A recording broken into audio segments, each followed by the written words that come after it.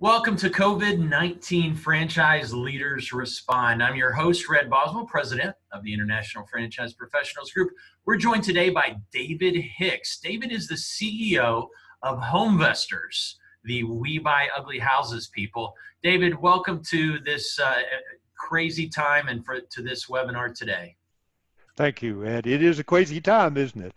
It is, but that's when we're banding together. We're using the hashtag Franchising Stronger Together.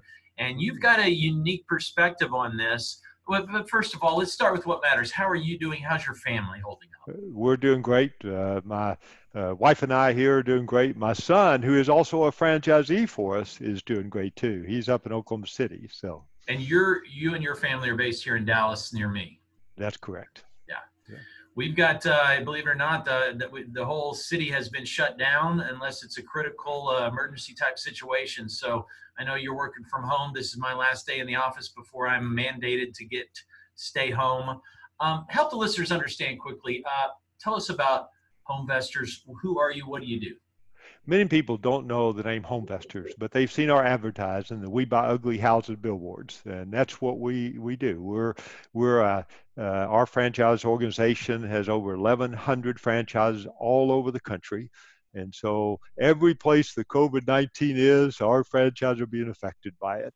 So we've had both those in New York that are shut down completely. We've had those in other parts of the country that are less affected, but still affected. Mm. And you told me that you have been CEO there since 2005. No, I've been here since 2005. CEO since 2009. Got it. And so you've gone through what many of us on this call today, myself included, as a franchisor, you've gone through the Great Recession. How would you compare and contrast that to what we're seeing today?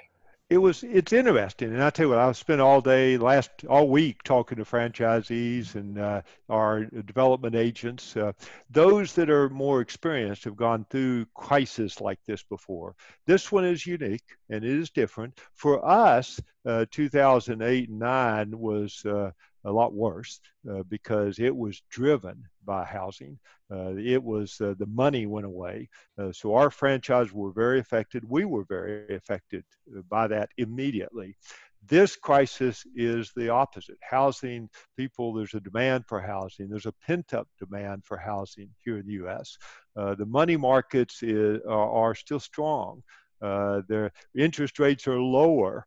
So we expect this one that we'll come out of it very quickly. We also are reacting different than that one too. But overall, it's been a interesting experience. Our franchise having to learn new things and different things, but so far it's been very good.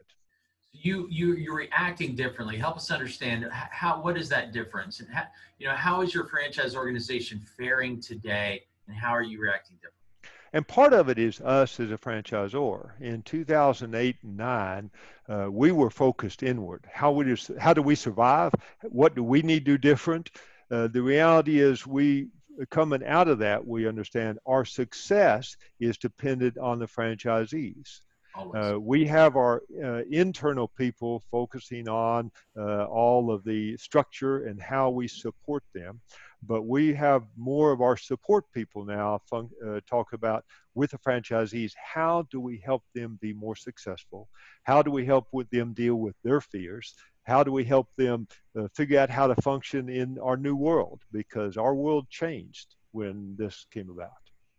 Yes, it did. So give us some tangible ideas. How are you, how are you really working with your franchisees different than you were a month ago? What has changed? Well, first of all, we were lucky and we did a big transition to Salesforce, and our whole support over the last year has changed.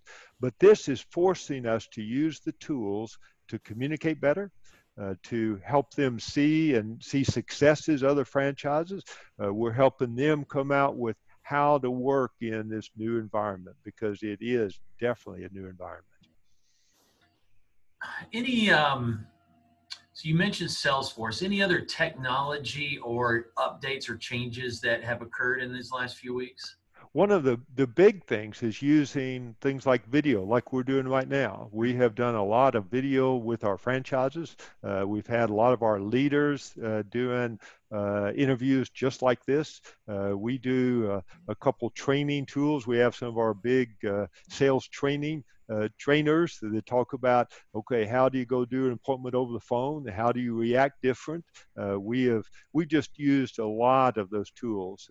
But also the biggest thing, franchisees sometimes a lonely business. When you're a franchisee out there by yourself, it is, and you've been there, I've been a franchise, it's lonely. And being able to go see the people you're working with, hear their successes, and communicate with them is just key in helping them be successful. So you're helping franchisees hear from one another and kind of building a support structure emotionally, mentally through the use of technology like this? Absolutely, because our business changed, and the reality is a lot of the country, they're like you and I, working from home. They're not sellers or hesitant to have somebody come in their house, and so we're talking about how do you go do virtual appointments. We're having guys buy houses and even sell houses without seeing them. In fact, I got an email from a guy just before this call in Philadelphia that he bought a house early in the week. He's already sold it. He listed on MLS, has sold it. He has never never met the realtor. He's never met the customer that bought it. He didn't show him the house. It was all done virtually. Wow, that's a unique story. Certainly a triumph under adversity. Wow, let's hope you see some more of that.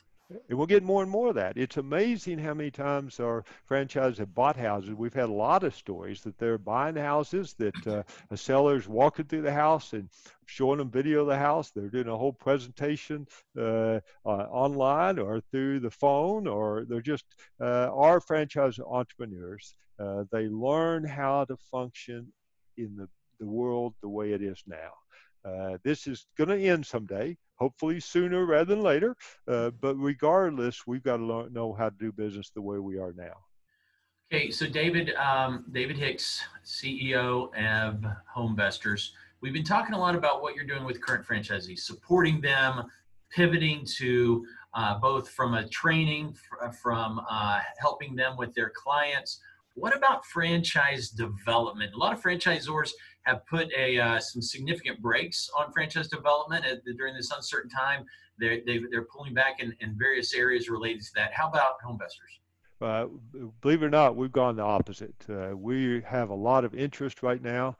I think we sold 5 franchises this week that we've gotten. I'll bet you I've got 35 or 40 prospects coming through that are in the approval process right now that we anticipate the next couple of months to be really big for us and very strong. A lot of it for several reasons. One is they see that real estate is something they can hold and feel, and that it is there, and they can do that. Second, I think some of them they're worried about their other job, but they're worried about whether they're going to have salespeople have a career to come back to, and so they are. We've had a lot of interest, surprising amount of interest coming out of it. Now, we're also doing some things with the candidates coming through that they have we're going to start, whether they can travel or not this in April may be an issue coming to our training. So we've assured them we're going to do virtual training if we need to. We're going to help get them started in a way, and then they can come to training when it makes sense for them to travel again. But they'll be trained up enough virtually to be able to launch their business. That's exactly right. So now another thing we use a development agent for a lot of the training in the field and in their area. And so a lot of the training could be done by that development agent. If it's an area they can't move and can't travel, they're doing it virtually just like we are. If it's in an area they can go with them on appointments, they're going to go show them how to do it. So we think we'll be able to get them started and not miss a beat. And what about, you mentioned that you've awarded 5 in the last week, or even this week. What Had they already gone to a discovery day? Do you require that? Was it already a virtual discovery day? How does that work? We don't require them to go to Discovery Day. In fact, most of our candidates do not go to Discovery Day. We can do a Discovery Day, can do a virtual Discovery Day if we need to. We'll be happy to do one for whoever would like us to.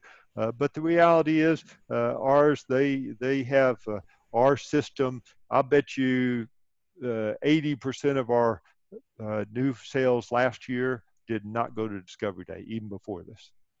You know, what you're saying is a lot more common than a lot of FranDev folks think. They think this discovery day is some critical piece of it. And, you know, when I was a franchisor, I brought on 64 franchisees, 148 franchises represented without a single discovery day.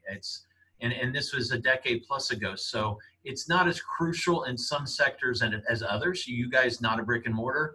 It's a whole lot, you know, what are you going to tour the corporate office? That's not a big deal. So the ability now, 10 years later, to do Skype and calls like this really can diminish the requirement to have that in-person meeting. That's exactly right. And we found that it's been very, our sales guy, we've got some experienced people that work with them. And one of the things I've been real proud of them through the last few weeks when all this COVID-19 has come about, that I don't know that we've lost a candidate through that, which is surprising because most of them were probably in the process, but they see that number one, this is going to end someday. And number two, that they feel like they can do the business now, even at a limited basis like we are. David, how are they funding these typically? Because you know, a lot of folks are relying on the 401k rollover, and that's been an issue with a massive loss in equity value. Are they relying on that or what? So I don't know that that's been an issue with ours. The reality is our funds up front aren't that extensive to do that. Our franchises in the business, the biggest source they need for money is buying properties. Yeah. And we have some pretty solid sources of doing that. So financing, and most of them don't finance the franchise fee. They just need to make sure they got money to buy the properties. And we have vendors that do that. We've got some pretty solid ones they've done. Now, a few of them have dropped out. We've already had a couple more. There are people, when you buy a house at the right price, that see the opportunity there and they'll fund those. Interesting. Well, funding is certainly a hot topic right now with all that the government is doing to help support us. I think it will be an unprecedented time for funding opportunities. The money will be flowing aggressively. So it's a great time to be in franchising, at least very soon. And so we appreciate you, brother. As we close up and wind up, what advice do you have for franchisees navigating these uncharted waters, a lot not in the position you're in? Any advice or closing comments? It's interesting. The biggest advice I could have, we've gone through 9/11, we've gone through the 2008 crash of the market. The reality is what is happening to us right now is temporary. We need to figure out how to function within this the environment we have now. But we are excited about our business because on the backside of it, we believe the opportunity is going to be very big. There are, whenever the market slows down a little bit, that's when it becomes exciting for us. And so I say, you know, this too shall pass. So we need to figure out how to get past the fear, how to get past the doubts that we have right now, and get to the good times that are coming. Nice. Well, thank you for your encouragement. Homevestors CEO, David Hicks. I'm your host, Red Boswell, President of IFPG. Look forward to seeing you on the next episode in this series, COVID-19, Franchise Leaders Respond. Have a blessed week.